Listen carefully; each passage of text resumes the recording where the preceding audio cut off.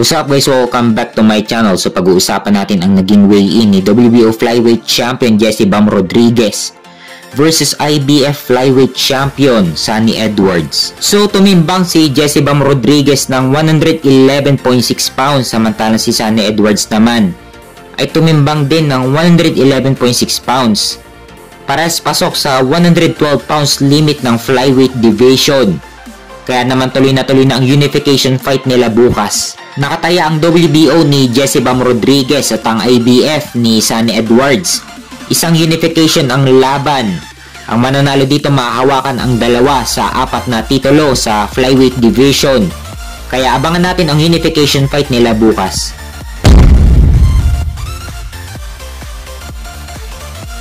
Sa kabilang banda naman, matapos manalo ni Devin Haney kay Regis Prograis at naagaw niya ang WBC Super Lightweight title, balak ni Devin Haney na umakyat na agad sa 147 pounds sa welterweight division.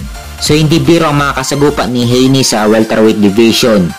Nandiyan sina IBF welterweight champion Aaron Ennis na may kartada na 31 wins with 28 knockout at walang talo. Nandiyan din si Conor Ben the Destroyer na may kartada na 22 wins with 14 knockout at walang talo. At nandyan pa si Unified Welterweight Champion Terence Crawford na may kartada na 40 wins with 31 knockout at walang talo. So delikado ang binabalak ni Devin Haney. Palagay ko mag-focus muna si Haney sa 140 pounds at subukang i-unify ang mga titulo sa Super Lightweight Division. Sa ngayon hawak ni Devin Haney ang WBC Super Lightweight title. 3 champion pa ang kailangan niyang baklasin para maging undisputed. Nandiyan si Teofimo Lopez na may hawak sa WBO Super Lightweight title. Nandiyan din si Subriel Matias na may hawak sa IBF Super Lightweight title.